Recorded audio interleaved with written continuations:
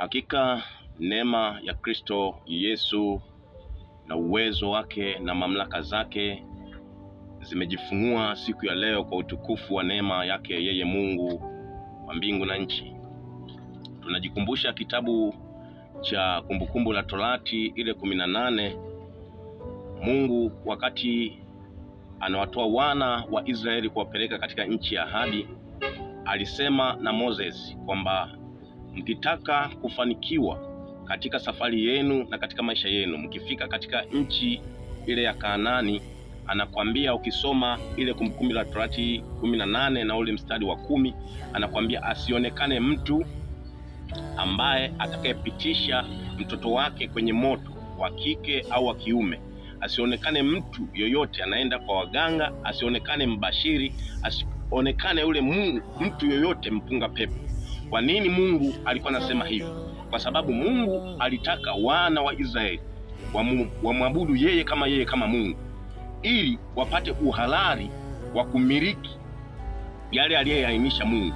Kwa sababu alisema kama endapo hamtaniabudu mimi, nitawapiga, nitawaacha mataifa yawapige. Kwa sababu gani? Mmemwacha Mungu.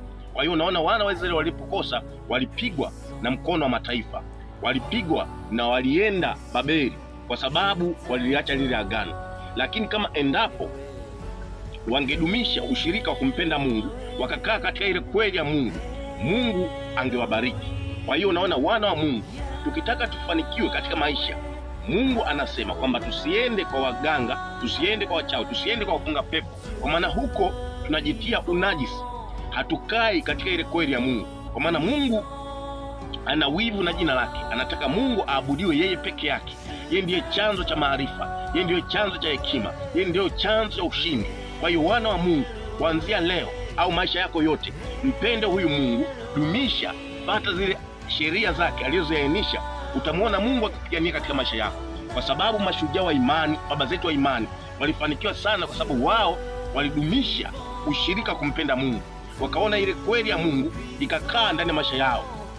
Ndio maana wakashuhudia matendo makuu ya ajabu, kwa sababu wao walikuwa ni wacha Mungu, walimpenda Mungu kama Mungu, waliendea njia sahihi ya kumpenda Mungu kama Mungu.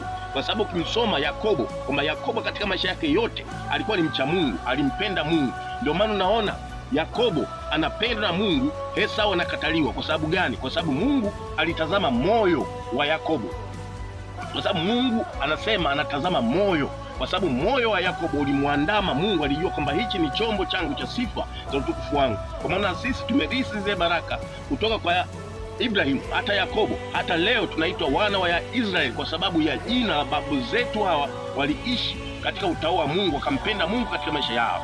Kwa hiyo wana wa Mungu, tudumishe sana ushirika wa kumpenda huyu Mungu, tukae katika ile kweli ya Mungu. Tutamwona Mungu akijifunua katika maisha yetu, akitupigania katika maisha yetu. Hakika tutaona baraka zikimiminika katika maisha yetu endapo tutakaa katika ile kweli ya Mungu, tutakaa katika lile agano la kweli la Mungu. Hakika Mungu uso wake hata tuficha, lakini endapo tutakengeuka, tutakwenda katika mataifa, tukapiga la Mungu, tukafanya mambo ya uganga na uchawi, ndipo Mungu atatupa kisogo ndani ya maisha yetu, hatutamwona Mungu. Kwa hiyo wana wa Mungu, tudumishe sana ushirika wa kutafuta maarifa ya kimungu ndani yetu. Tutamwona Mungu akipigania katika maisha yetu, ndipo tutakapobarikiwa tuingiapo na tukapo, kwa sababu ile kweli ya Mungu na haki ya Mungu imekaa kwetu ionekane ile haki ya kweli ya Mungu ikitenda katika maisha yetu, ndipo tutakapobarikiwa. Kwa maana wengi tunamkosa Mungu kwa sababu hatukai katika kweli ya Mungu, hatukai katika haki ya Mungu.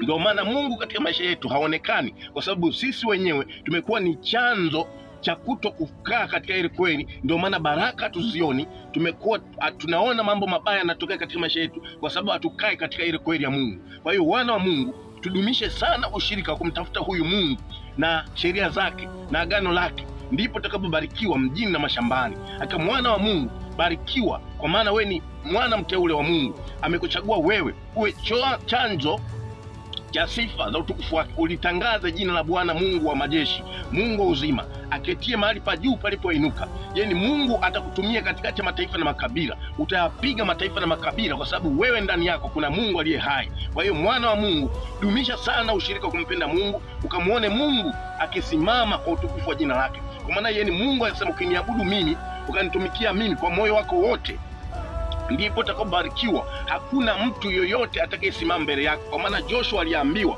kwa maana ukizishika agano langu, ukakaa katika kweli ya Mungu, ndipo hakuna mtu yoyote atakayekaa mbele yako. Kwa maana yeye ni Mungu mwenye nguvu, yeye ni Mungu mwenye wivu, yeye ni Mungu mwaminifu.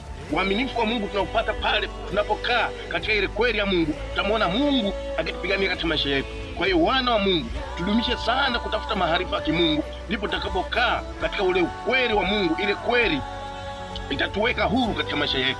Kwa hiyo wana wa Mungu, tukae katika ile kweli ya Mungu, Mungu akajifunue katika maisha yetu, tukamwone Mungu akitupigania, tukamwone Mungu akitenda yale ya agano kwa utukufu wake. Hakika mwana wa Mungu, barikiwa sana kwa utukufu wa enzi yake, kwa maana yeye ni Mungu aliyetuchagua sisi tuwe vyanzo vya sifa za utukufu wake. Sisi ni majeshi ya Bwana, sisi ni majeshi ya kupigana vita. Hakika tumuone Mungu katika maisha yetu, tumuone Mungu akipigania. Kwa hiyo mwana Mungu, nakupa neno la matumaini leo, asubuhi ya leo, nikisema mtafute Mungu kwa moyo wako wote, ndipo Mungu atakapojifunua katika maisha yako.